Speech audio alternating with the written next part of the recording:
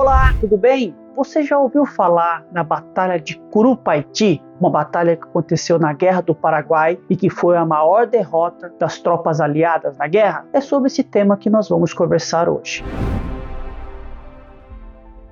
Olá, tudo bem? Eu sou o João Correia, bem-vindo ao meu canal. É um prazer ter você aqui comigo. Aqui nós falamos sobre história militar, sobre a história do Brasil. E toda semana tem uma entrevista, um bate-papo com o historiador. Espero que você goste. Hoje nós vamos falar sobre a Batalha de Curupaiti, uma batalha que ocorreu na Guerra do Paraguai. Ela é considerada a maior derrota dos aliados na guerra. No vídeo anterior, eu falei sobre a Batalha de Tuiuti, que foi a maior derrota de Solano Lopes durante a Guerra do Paraguai. Ela vai estar aqui na descrição, você pode acessar lá e saber um pouquinho mais sobre a Batalha de Tuiuti. A Batalha de Curupaiti ocorreu no Forte de Curupaiti, que fica localizado no Rio Paraguai. Nesse momento da Guerra do Paraguai, a guerra estava localizada já no país mesmo, no Paraguai em si. Não existia mais combates no Brasil e na Argentina e no Uruguai. A guerra já estava localizada, né? Porque a Batalha de Curupaiti ocorreu após a Batalha Naval do Riachuelo. Após a Batalha de Tuiuti, na qual Solano Lopes saiu derrotado, ele determinou ao engenheiro da época, o Sr. Jorge Thompson, que ele fizesse umas remodelações no Forte de Curupaiti, que ele fizesse umas remodelações, né,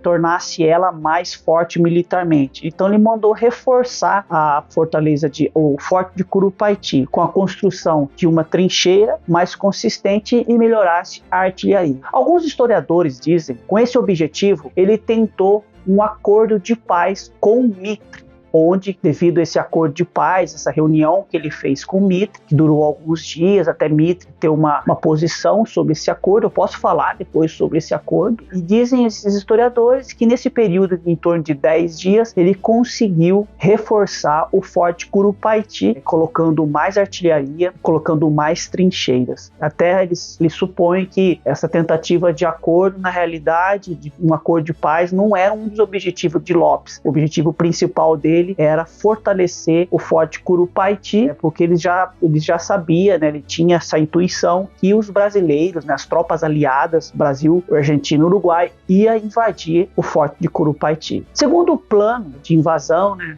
de Curupaiti, consistia da esquadra fazer um bombardeio e depois a infantaria realizaria o avanço por si só, né, o ataque ao forte. A Batalha de Curupaiti ela começa com o ataque da esquadra comandada por Tamandaré.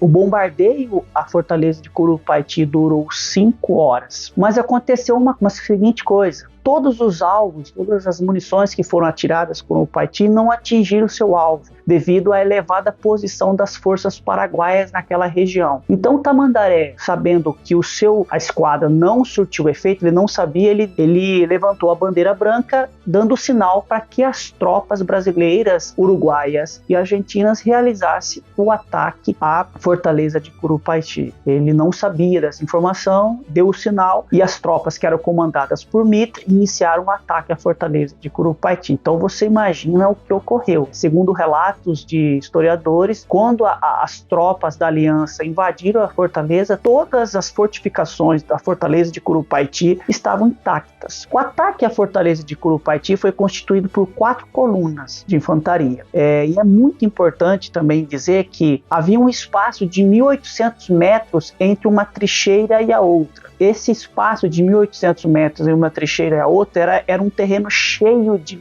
tocas de lobos, onde morreram muitas pessoas. E ainda existia um mar de lama nessa região, porque havia chovido muito, e foi essa chuva que atrasou o ataque ao Forte Curupaiti. E dentro desse terreno de 1.800 metros existia um fosso de 6 metros de largura e 5 metros de profundidade. O general Osório ele chega a dizer que a Batalha de Curupaiti foi uma hecatombe. Tantas pessoas que morreram e devido à crueldade que foi essa batalha. As tropas paraguaias elas foram comandadas pelo general José Dias e quem comandou o ataque à Batalha de Curupaiti foi o general Mitre. Eu vou ler aqui para vocês o relato de alguns comandantes paraguaios sobre o ataque ao Forte de Curupaiti. Às 10 horas, a primeira primeira linha defensiva, estremecida pelo fogo, já tinha sido evacuada pelos paraguaios, que se retiraram para a segunda. Os batalhões aliados encontravam-se ainda parados nas posições de partida. Excitados pelo confronto, a fumaça e as colunas de terra que se elevaram sobre as trincheiras paraguaias. Viam os parapeitos serem derrubados pelos disparos da artilharia e ficavam admirados de que as baixas cúpulas que sobressaíam das trincheiras, viam os parapeitos serem derrubados pelos disparos de artilharia e ficavam admirados de que as baixas cúpulas que sobressaíam das trincheiras e cujo uso não compreendiam, permanecessem estranhamente inalteradas sob aquela tempestade. Eram, na verdade, depósitos de munição construídos juntos a frágeis acácias e que conservavam sempre a mesma distância entre si. Pouco antes do meio-dia, foi dado o sinal de ataque e os batalhões lançaram-se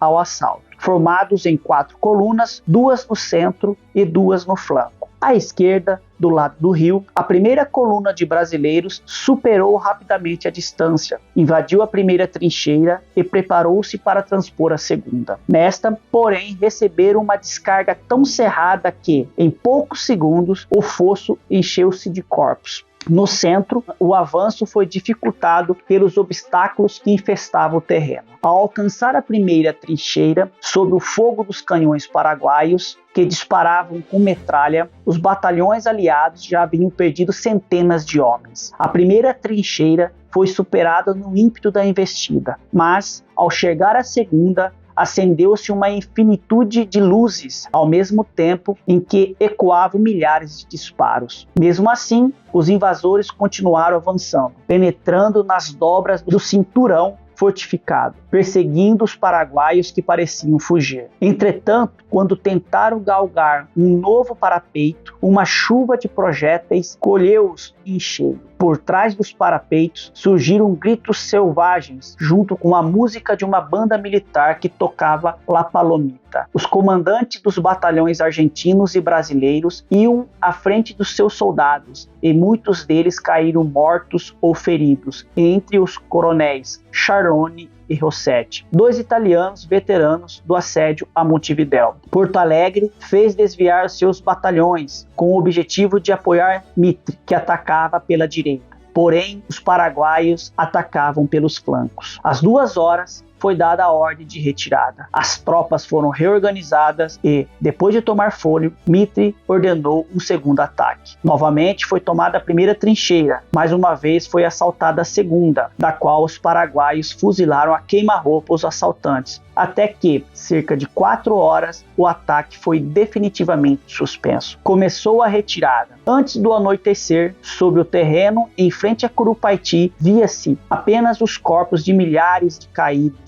mortos ou feridos, que não podiam andar, perfazendo-se um total de 6.000. Naquele dia, os paraguaios combateram sem riscos, bem resguardados, sofrendo baixíssimas perdas, uma centena entre mortos e feridos. O general Dias, durante todo o desenrolar da batalha, cavalgou entre as trincheiras, exortando os seus homens, dando ordens, excitando os componentes da banda a tocar mais forte quando lhe parecia que a música se perdia no fragor da fuzilaria. Depois que os aliados se retiraram aos seus acampamentos, Dias mandou seus homens saírem, a fim de recolher as armas abandonadas. Havia pelo menos 3.000 fuzis belgas em bom estado espalhados pelo campo de batalha. Os feridos que não podiam levantar-se eram mortos com um golpe na cabeça. Os mortos foram despojados de suas roupas e os corpos jogados nos charques. Com os uniformes e sapatos recolhidos, foram equipados vários batalhões. Também os prisioneiros foram numerosos. Entre eles, achavam-se alguns paraguaios obrigados a engajar-se no exército aliado. Dias mandou enforcá-los. Um deles, que demorava a morrer, suplicou-lhe que o matasse, porque estava sofrendo terrivelmente. É justamente isso que eu quero, respondeu-lhe o general. Foram ainda recolhidos tambores, cornetas e muitas moedas de ouro e prata, que Dias levou a Lopes naquela mesma noite. O marechal estava excitado, mal conseguia conter o seu júbilo. É muito interessante esse depoimento de um dos generais que participaram da Batalha de Curupaiti, que mostra um pouquinho o que foi, né, esse confronto. Após esse ataque, né, ao Forte Curupaiti, a esquadra brasileira sofreu fortes avarias e entre mortos e feridos, segundo os historiadores, varia entre 4.000 a 6.000 soldados combatentes dos aliados. As tropas de Lopes teve somente 250 homens. Eu vou ler aqui para vocês um depoimento de um general paraguaio após a Batalha de Curupaiti. O depoimento é do general paraguaio Juan Crisóstomo Centurión. No dia seguinte ao combate, Lopes mandou sair alguns batalhões para enterrar os mortos. Quando se fizeram os trabalhos de fortificação, abriram-se fossos ou sangas ao longo da margem das lagoas em frente a Curupaiti, para tolher a passagem dos aliados e, por conseguinte, para que lhe não fosse possível fazer o mesmo que em Curuzu. Deitaram-se os cadáveres nessas sangas até atulhá-las. O resto foi lançado ao rio Paraguai. Algumas considerações que devem ser feitas e que alguns historiadores apontam o porquê do fracasso dessa batalha, desse ataque ao forte de Curupaiti. O primeiro deles é um ataque frontal a uma posição fortemente fortificada, embora os brasileiros eles tenham acreditado que o ataque da armada por Tamandaré tenha sofrido efeito, o que não ocorreu. Foi uma falha nessa parte, uma falta de coordenação e de unidade de comando. É importante que nessa época da Guerra do Paraguai, logo nesse início, não existia um comando em chefe da guerra. Então existia um comandante do exército, um comandante da marinha, então não existia um comandante para todas as forças e um comandante geral da guerra. Outra coisa, não existia um